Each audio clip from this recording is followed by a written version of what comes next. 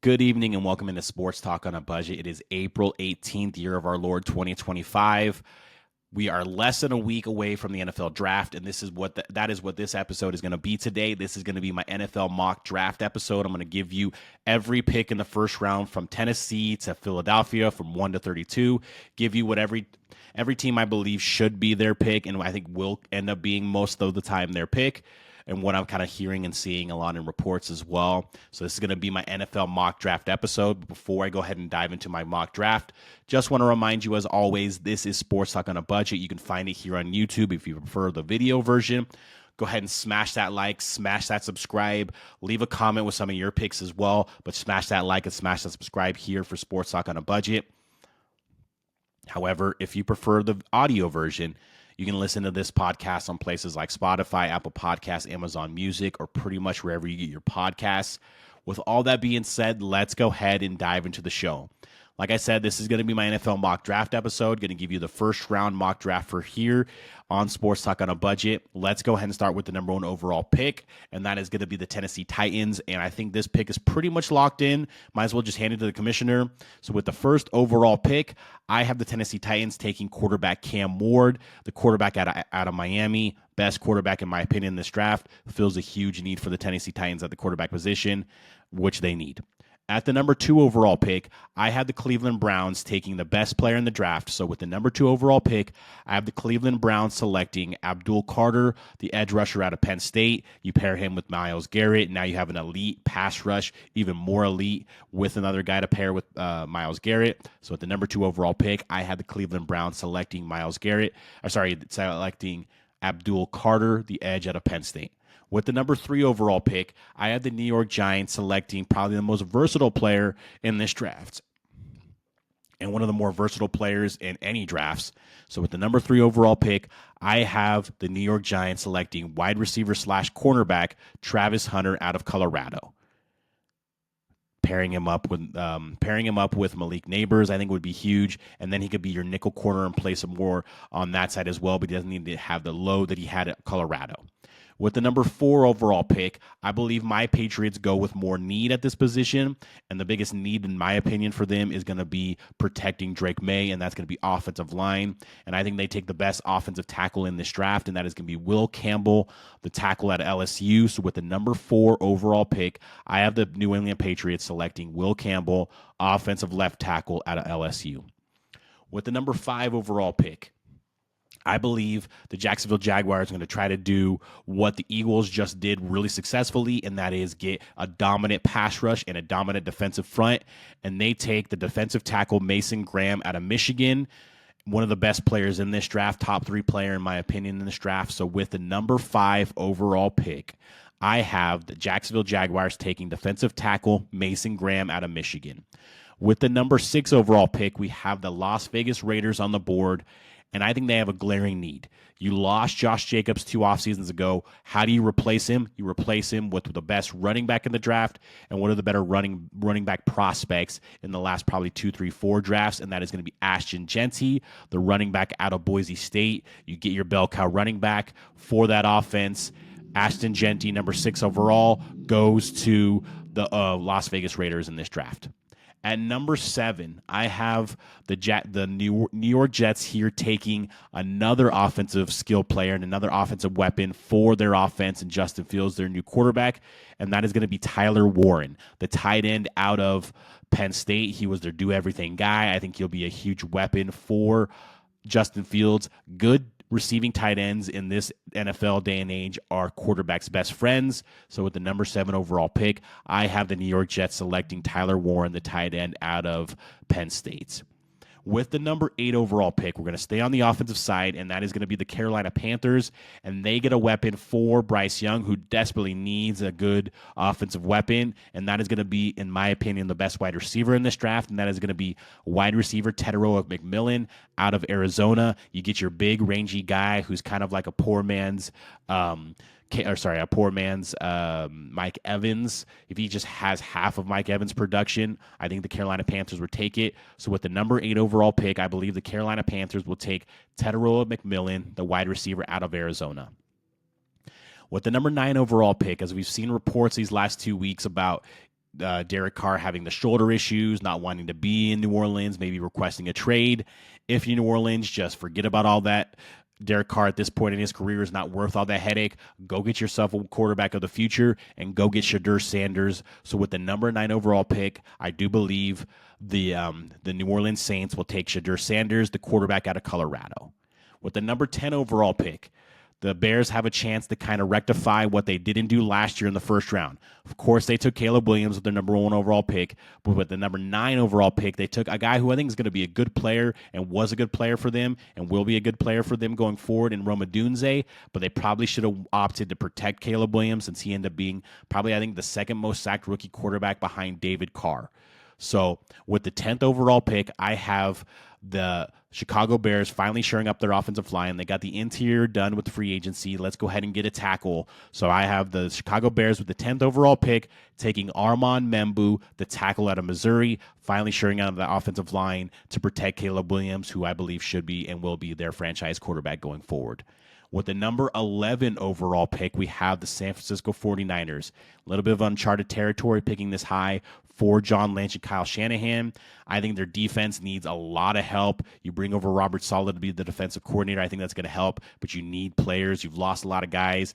I think they can get a guy who will start for them from day one in Dodier, the cornerback out of Texas, fill in that void that was just left by Travarius Ward in free agency. So with the number 11 overall pick, I have the San Francisco 49ers taking Dodier, the cornerback out of Texas.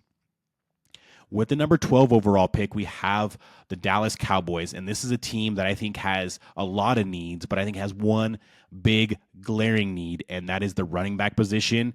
Genty is already off the board. They would love for Genty to fall to 12, but he's probably not going to do it. I don't think he gets out of the top 10.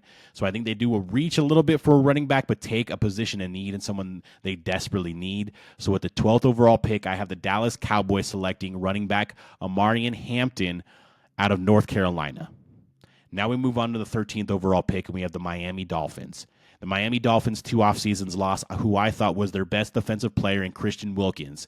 They were not able to replace him last offseason, and you saw that production fall in the regular season. They can get a guy in this first round who maybe isn't Christian Wilkins, but can kind of replace some of that production that they lost, and they go ahead and take defensive tackle Walter Nolan out of Ole Miss to fill that void. Productive guy at A&M, even more productive this past year at Ole Miss. So with the 13th overall pick, I have the Miami Dolphins selecting Walter Nolan, the defensive tackle for Ole Miss. With the 14th overall pick, we have the Indianapolis Colts. Some needs on the offensive side. I believe they go defense here, and they go one of the best players left on the board at the linebacker position, and that is going to be Jahad Campbell, the linebacker out of Alabama. This is a plug-and-play guy. He is going to play from day one for the Colts. He'll be a productive player for the Colts from day one. So with that 14th overall pick, I believe the Indianapolis Colts will select Jahad Campbell, the linebacker out of Alabama. With the 15th overall pick, we have the Atlanta Falcons, another team that needs defense and needs someone that can get after the passer. No one got after the passer better in college this past year than edge rusher out of Marshall, Mike Green. So I believe Mike Green goes to the Atlanta Falcons, helps them get after the passer, get after guys like Baker Mayfield and maybe even Shedeur Sanders and Bryce Young in their own division.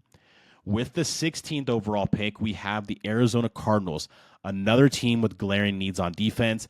I believe they take who I think would be the best player on the board at this point and one of the best cornerbacks in this draft, and that is going to be cornerback Will Johnson out of Michigan, a guy, if he didn't have the injuries this past year, would probably be a top 10 pick. So with the 16th overall pick, I have the Arizona Cardinals selecting cornerback Will Johnson out of Michigan with that 16th overall pick. At the number 17 overall pick, we're going to stay in Michigan. We're going to stay on that same team, and we have the Cincinnati Bengals, another team that probably needs defense more than any team in this league and in this draft this year. And they're going to take a guy on the interior of the defensive line. Things are up in the air with Trey Hendrickson. He may get traded. He may not be on the team. Go ahead and get a guy who can get after the passer and can be productive in the run game as well. So with the 17th overall pick, I have the Cincinnati Bengals selecting Kenneth Grant, the defensive tackle out of Michigan with the 17th overall pick.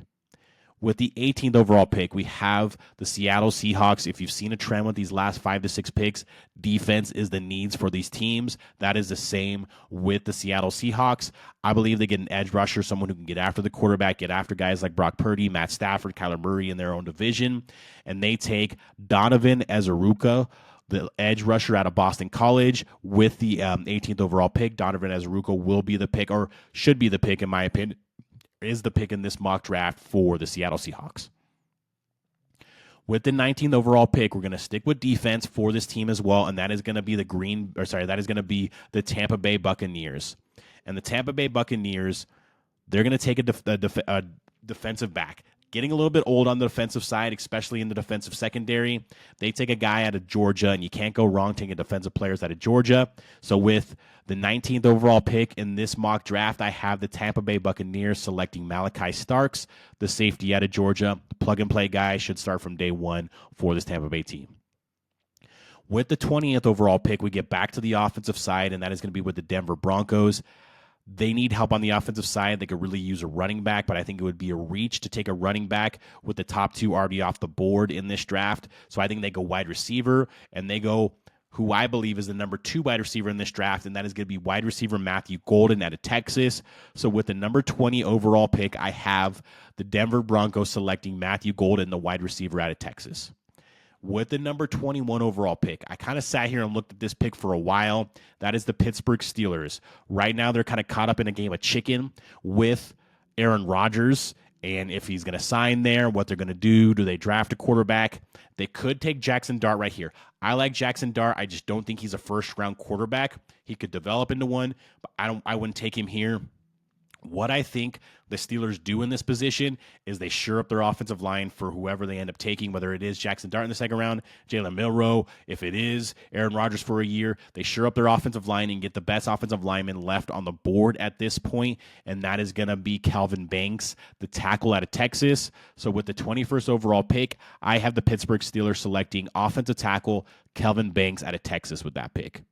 With the 22nd overall pick, we get to the LA Chargers, and there was 2 players, if they were available at this pick, I believe were a match made in heaven for Jim Harbaugh because he coached them at Michigan, and he knows how good of players they can be, and they are positions of need for him as well. One of them was Kenneth Grant. He's already off the board. The other is Colston Loveland, the tight end. Gives Justin Herbert a weapon. Of course, Jim Harbaugh knows how he plays and knows how good he is. He coached him for 2 years at Michigan. So with that 22nd overall pick, I have the LA Chargers taking Colston Loveland, the tight end out of Michigan, to go ahead and pair him back up with Jim Harbaugh and get another offensive weapon for Justin Herbert as well. With the number 23 overall pick, we get to the Green Bay Packers. And I believe the Green Bay Packers could use some offensive help, but I think they really could use some defensive help in getting after the passer. You have quarterbacks in your division like Jared Goff, but you also have young, elusive quarterbacks like Caleb Williams and J.J. McCarthy. You need to be able to get after the quarterback. I think they take a guy here with a ton of upside. A guy who has a lot of the measurables. The production was kind of there 2 years ago, wasn't there as much as we thought it would be this past year. Was projected to be a top 10 pick most of the year, but didn't have the production that we expected. Guy with a ton of potential and could be a really good player in this league, and that is going to be James Pierce, the edge rusher out of Tennessee. So with the number 24 overall pick, with the number 23 overall pick, I have the Green Bay Packers selecting James Pierce, the edge rusher out of Tennessee. At number 24 overall, we have the Minnesota Vikings, and I think they have a glaring need in their secondary. Harrison Smith is getting up there. They need somebody on the back end who can kind of be that guy that can not just play in coverage, but can play in space, make plays. Where do they get Harrison Smith from? Notre Dame. They go back to that well and take another defensive back from Notre Dame and Xavier Watts. So with the number 24 overall pick, the Minnesota Vikings select safety Xavier Watts out of Notre Dame. At the number 25 overall pick, we have the Houston Texans, a team that lost some wide receiver help. They did get somebody back. They did get some people back, but you have your number 1 wide receiver in Nico Johnson. Right now they have an opportunity at this point in the draft to go ahead and pair C.J. Stroud with someone he played with at Ohio State in this draft, who I think is a very good wide receiver in this draft as well. So with the number 25 overall pick in this draft, I have the Houston Texans selecting wide receiver Emeka Egbuka from Ohio State, Play with CJ Stroud, so that's a seamless conversion in the NFL. I think could be a really good player for them for the Houston Texans at number 25. With the 26th overall pick, we have the LA Rams. In LA, you went heavy defense the last couple of years, and you've hit on a lot of your draft picks last year. Jared Verse, Braden Fisk, your first 2 picks were freaking home run grand slams. Now you need to go on the offensive side. You have an older quarterback that is not as mobile as he used to be, so you need to get him more protection. I believe they go with offensive line and take the best offensive lineman left on the board in this draft, and that is going to be left tackle Josh Simmons out of Ohio State. So with the 26th overall pick, I have the LA Chargers selecting Josh Simmons, the tackle out of Ohio State. With the 27th overall pick, we have the Baltimore Ravens. And the Baltimore Ravens, when you think of the Ravens, you think of defense and you think of physicality. And I think that's what they're going to do with this pick here as well. You have quarterbacks in your division like Joe Burrow and quarterbacks in your conference like Patrick Mahomes, Josh Allen, that you need to get after on a regular basis. So right now, I think I pair them with a guy who has a ton of upside. His production wasn't great at A&M, was good, but not great. Ton of upside. The measurables are there. So with the 27th overall pick, I have the Baltimore Ravens selecting Nick Scorton, the edge rusher out of Texas A&M, to get them a guy who can get after the quarterback, a guy they might be able to develop into a very good player in the NFL. With the 28th overall pick, we have the Detroit Lions. And the Detroit Lions, I think they go defensively here as well. Had a ton of injuries on the defense. Still need to get better on the defense. Offense is pretty much almost at every position group is pretty much set there. So they go defense. They go a guy who I think is a top 15 player in this draft, but he's just not at a position of need in this draft, and that is going to be Jalen Walker, the linebacker out of Georgia. Really good player, plug-and-play guy. You're going to set him up with Alex Anzalone and Christian Rodriguez on that defense, and now you have a linebacking core you can really trust. So with that 28th overall pick, I have the Detroit Lions selecting Jalen Walker, the linebacker out of Georgia, and I think that would be a steal at number 28 overall. With the 29th overall pick, we have the Washington Commanders. The Commanders did a lot in the free agency to shore up their offensive side. You got Laramie Tunsil at tackle. You got Deebo Samuel at wide receiver. You need to get better on defense. You need to get better in your secondary. You're playing against teams that can throw the ball really well in your division. You need to get better on the secondary. They go ahead and get the next best corner in this draft and Trey Amos, the cornerback out of Ole Miss, a guy who can plug and play right away and can be a top corner on your team right away. In Trey Amos. So with the 29th overall pick, I have the Washington Commanders selecting Trey Amos, the cornerback out of Ole Miss. With the 30th overall pick, we have the Buffalo Bills. And if this guy falls to the Buffalo Bills at 30, this would be I would hand that slip to the commissioner like that, because this guy is exactly what I believe the Buffalo Bills can use at the 30th overall pick, and that is Mykel Williams, the edge rusher out of Georgia. Good production at Georgia, but his potential could be even better. They need a guy that can get after the quarterback, whether it's Lamar Jackson, whether it's Patrick Mahomes, quarterbacks in their own division like a Drake May. They need a guy to get after the quarterback in Mykel Williams. He's a guy with a ton of upside, of course, played at Georgia, so he's had the development already, but has a ton of potential left in him. So with the 30th overall pick, I have the Buffalo Bills selecting edge rusher Mykel Williams out of Georgia. Would be the steal of the draft if he is available at this pick for the Buffalo Bills. With the 31st overall pick, we have the Kansas City Chiefs. And what did we see this past year with the Kansas City Chiefs in the Super Bowl? They need help protecting Patrick Mahomes. They went and got the backup left tackle for the San Francisco 49ers, the guy who backed up Trent Williams. Yes, he was backing up one of the best tackles in NFL history, but he was still a backup. Why couldn't he play right tackle or guard? So I don't know if you go into the season thinking he is your left tackle. Your right tackle position, I don't think is solidified at all. I think you're kind of weak at the right tackle spot, but you're good on the interior even after losing their guard to the Bears. I'm blanking on his name right now, but I think they go offensive line. I think they go tackle. This guy can either play right tackle for them pretty much right away or play left tackle, and that is going to be Josh Carnerly Jr., the tackle out of Oregon. Like I said, I think he's better than their right tackle and maybe could even be better than their left tackle, but either way, with the 30th overall pick, with the 31st overall pick, I have the Kansas City Chiefs selecting Josh Carnerly Jr., the tackle out of Oregon. And then with the final pick of this mock draft, with the final pick of the first round, we have the Philadelphia Eagles, the 32nd overall pick, and they don't have a lot of needs. They did lose a lot of guys in free agency, but they have a deep team. They don't have a lot of needs. What I think they do is they take a guy on the defensive line that wasn't productive in college but has all the measurables and all the potential.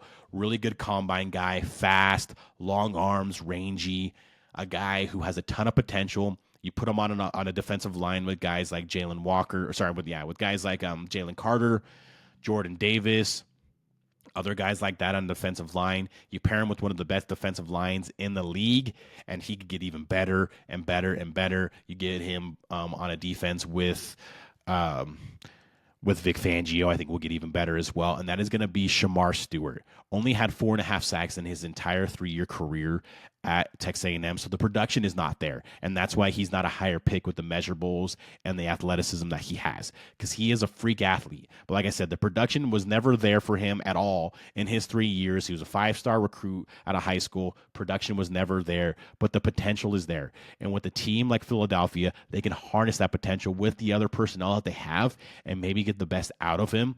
So with the 32nd overall pick, the last pick of this mock draft and the last pick of the first round, I have the Philadelphia Eagles selecting Shamar Stewart, the edge rusher out of Texas A&M, at the 32nd overall pick. So that is my mock draft. I would love to see in the comments down here some of the picks you like, some of the picks you didn't like, maybe some of the picks you had or you're thinking that could happen or you're hearing that could happen. Would love to see that as well. But before I get out of here, let me just remind you again, if you like the video version, please like and subscribe right down here on YouTube. Smash that like, smash that subscribe. However, if you prefer the audio version, this podcast is available on places like Spotify, Apple Podcasts, Amazon Music, pretty much wherever you get your podcasts. Please go and like and subscribe to the show there as well. Thank you for always watching and listening, and have a great day and have a happy Easter and have a great weekend. Thank you.